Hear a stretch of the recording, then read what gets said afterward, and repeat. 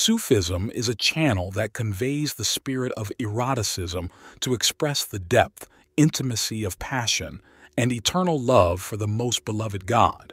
Therefore, Sufism gives birth to many poets whose inner vision sees God as absolute beauty and love. Through their earthly love, they can imagine and reveal divine beauty and love. These poets often use beautiful and poetic language to describe their spiritual experiences, making their works a source of inspiration for many.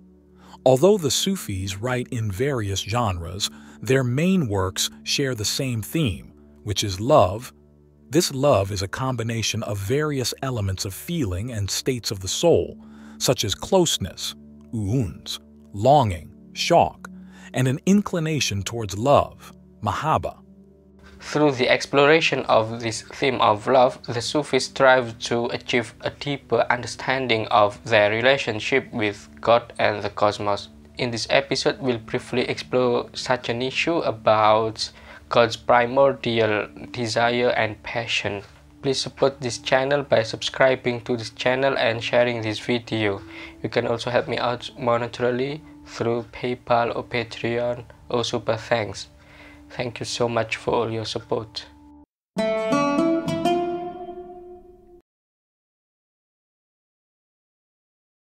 It is said that the hearts of mystics are the abode of love, while the hearts of lovers, ashikin, are the abode of longing, shauq, and longing is the abode of closeness, uns. In this context, love is not merely understood as a romantic feeling, but as a path to higher spiritual understanding and deeper closeness with God. Quote, Islam itself is deeply attached to the aspect of divinity as beauty, and this feature is particularly accentuated in Sufism, which quite naturally is derived from and contains what is essential in Islam. It is not accidental that the works written by Sufis, whether the poetry or prose, are of great literal quality on beauty. The terms for love with their various variations and derivatives, such as mahabba, ishq, shauq, wijdan, wala, and rahma, serve as erotic mediums that channel extraordinary passion in both worldly and spiritual realms. Mystics heavily base their practices on love. They are a community infatuated with the beloved, a group of love-holics. In the name of love, Islamic mystics believe that full devotion to God can be achieved. They express their love through various poems, ranging from soft erotic to more intense and hard erotic styles. This genre of intense erotic love often invites controversy and condemnation from Islamic jurists. However, the mystics pay no heed to this. The hearts of mystics, filled with love for God, no longer have space for any other love, let alone hatred for others. The ineffable longing for the beloved is expressed through hymns and lyrics, depicting a yearning that can no longer be contained by the lover. These erotic lyrics are able to channel and soothe the erotic sighs and breath of longing for his presence. Expressions of shatohiyat or ecstatic utterances are believed to possess the power to shake and tremble the toes of the throne, allowing the mystics to become immersed in God. Furthermore, mystics often use symbolic language and metaphors to describe their experiences of love, making them richer and more profound. In the tradition of Sufism, love is not merely a feeling but a path to union with the Creator, a spiritual journey that leads to a higher understanding and an unparalleled closeness with God. Before delving deeper into the topic of eroticism in Islamic spirituality, it is crucial to understand the epistemological basis of this discussion. That Allah, who has long been considered distant and incomparable, actually harbors an allure of passion. Quote, In this respect, Ismailian gnosis has more than one trait in common with the doctrine of Ibn Arabi. The etymology it suggests for the divine name Allah projects a flash of light on the path we are attempting to travel.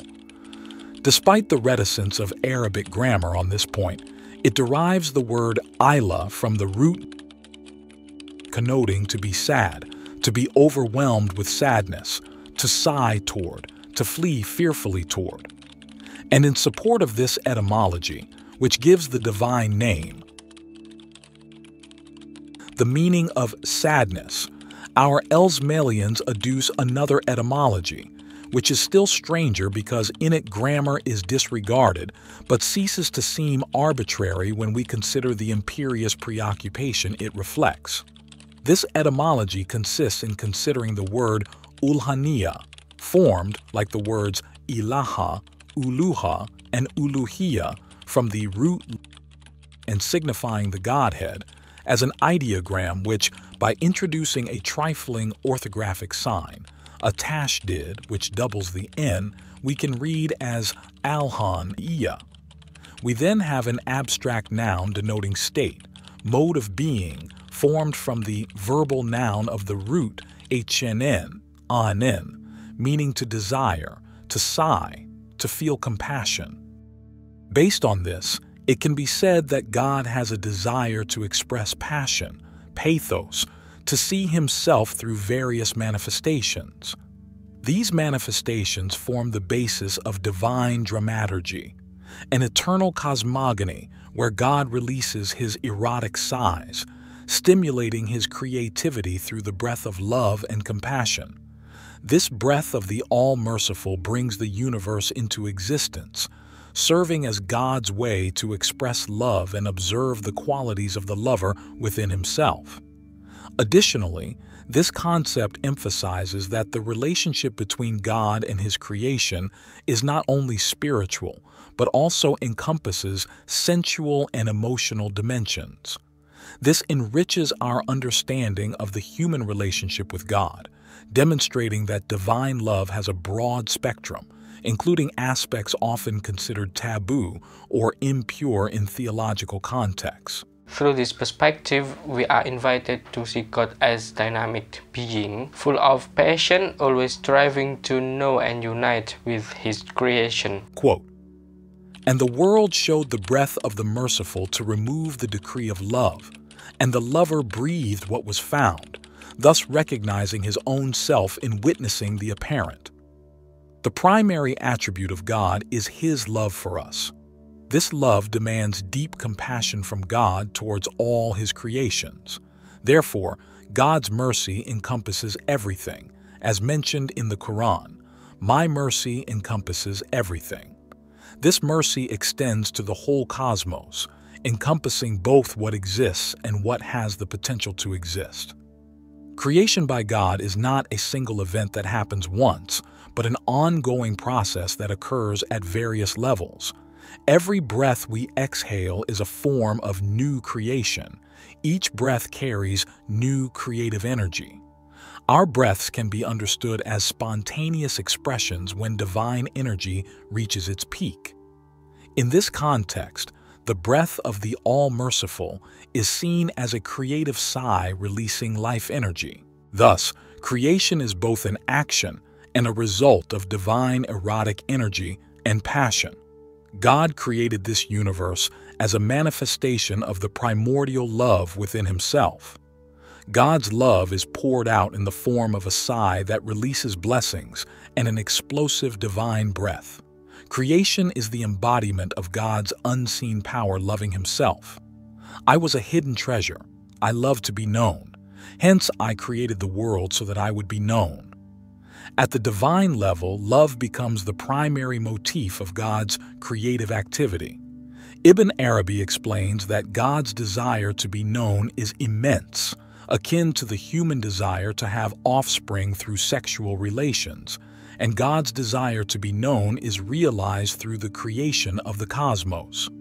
Quote, "If marriage relationships occur due to the desire for offspring, then it is similar to God's desire before the creation of the universe. He loved to be known.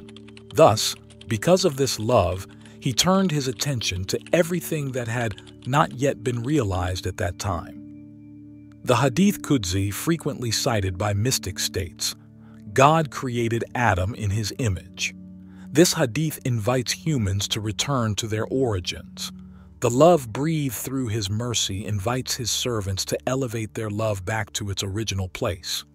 The lovers believe that the love they feel for God is actually the result of God's love for them. The hadith about the hidden treasure clearly states that Allah created mankind out of His love for them. The Quranic verse often cited as a reference is, "They love Him, and He loves them." This love possesses a power that can transcend the lover's limits. It is so extraordinary that it can lead them with hope and longing through thorny paths to the embrace of the beloved. Rabia Adawiya, for example, is known as one of the profound lovers of God. It is narrated that every night she would wear her night clothes and ascend to the roof of her house to engage in prayer, gazing at the sky as if beholding the beloved. In the silence of the night, she conversed with God, expressing her boundless love and longing. Rabia described love for God as something that transcends worldly limits, teaching that true love is that which leads towards God, guiding humans towards a deeper understanding and closeness with the Creator.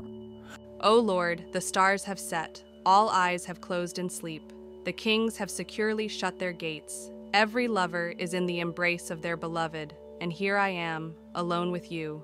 The happiness found in experiencing mystical experience and the union with God, both as the lover and the beloved, reveals that everything that exists is actually His manifestation. God's face is hidden behind all veils. His beauty envelops every form and object of love. Every desire ultimately leads to Him because nothing exists except Him. In every aspect of existence, there is a hidden manifestation of God, and this mystical experience reveals that divine love encompasses everything. Through immediate tasting, a lover finds profound happiness and understands that all forms of love are ultimately love for God. Many thanks for watching.